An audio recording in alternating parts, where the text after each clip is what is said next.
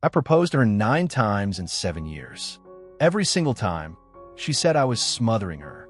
But when I ended up in the hospital after a car accident, I realized she wasn't afraid of commitment. She was just committed to someone else. The ring box felt like a lead weight in my pocket.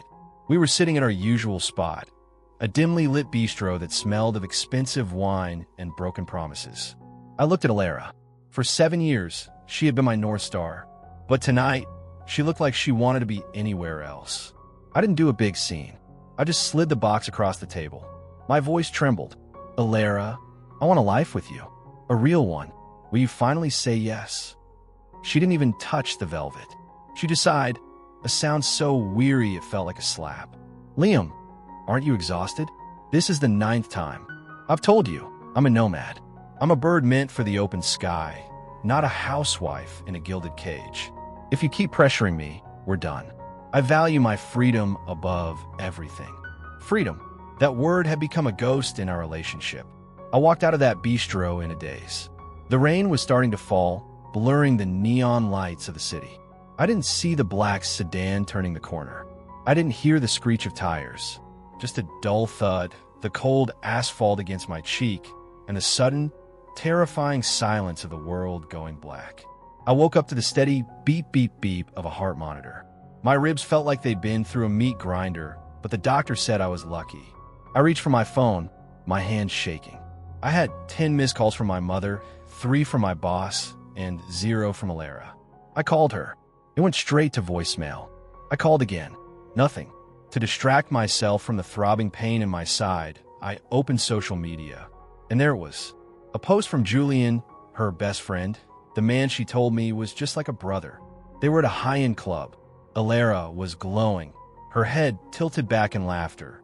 A cocktail in one hand and Julian's hand in the other. The caption read, "Some bonds are written in the stars. Holding your hand, growing old together, my love for you is eternal." I waited for the fire. I waited for the urge to scream, to throw my phone across the room. But it didn't come. Instead, a strange, hollow peace settled over me. I realized that Alara didn't hate commitment. She just hated commitment to me. I tapped the heart icon. I typed, "Wishing you both the happiness you deserve." Then, I turned the screen off. For the first time in 7 years, I slept soundly. The next morning, the door to my room swung open. Alara marched in, looking refreshed and annoyed. Julian was right behind her, wearing a smirk that didn't reach his eyes. "Liam, what is wrong with you?" she started, not even asking if I could breathe properly. "Why are you posting cryptic nonsense on Julian's wall?" I was just helping him celebrate his birthday. Don't be so narrow-minded. Anyway, the doctor says you're being discharged today. Good. Julian has a massive interview this afternoon, and I promised to be there for moral support. I looked at her, really looked at her. I saw the girl I'd paid off debts for. I saw the woman I'd supported through 3 career changes. And then I saw the truth. "I'm not going home with you, Alara," I said quietly. She paused, her hand on her hip. "What? Are you still sulking about the proposal?" "No," I replied, sitting up despite the pain. "I'm done proposing, and I'm done with us. You wanted your freedom, Alara. I'm giving it to you. Go help Julian. Go fly. Just don't fly back to me." "Whoa, man, don't be like that. You're just emotional because of the meds. Don't use a breakup to manipulate her." I looked at Julian. "She's all yours, Julian. I hope you're ready for the freedom she brings." I handle my own discharge. Walking into our shared apartment felt like entering a museum of someone else's life. I didn't smash plates. I didn't tear up photos. I just grabbed 2 suitcases and packed what was mine. When Alara and Julian returned that night, smelling of victory and expensive gin, they found me by the door. "If you walk out that door, Liam, I'm letting Julian move in tonight," she screamed.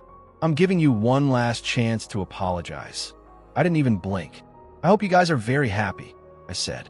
I walked out, the wheels of my suitcase clicking against the hallway floor, the most rhythmic, peaceful sound I'd heard in years. I went back to my hometown. My father sat me down with a bottle of whiskey. He didn't ask questions.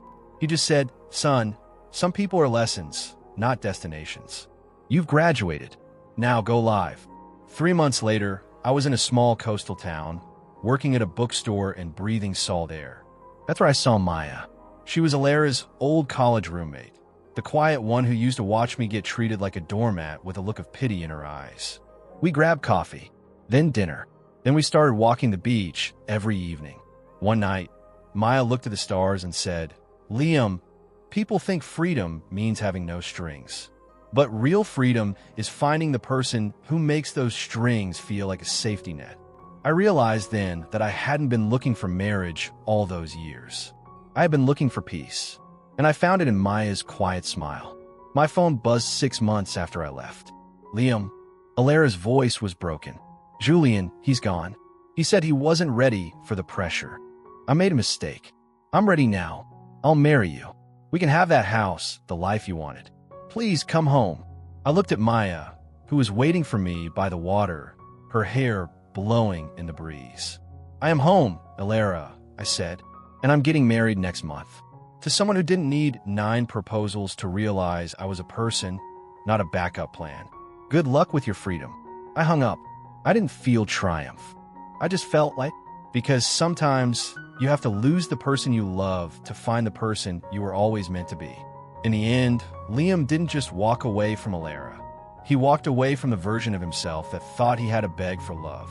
It's funny how we spend years trying to build a home in someone who only wants to be a traveler. What do you think? Was Liam right to move on so fast? Or should he have given her a 10th chance? Let me know your thoughts in the comments. I read every single one. If this story hit home for you, hit that like button and subscribe for more life lessons and heart-to-hearts. Until next time.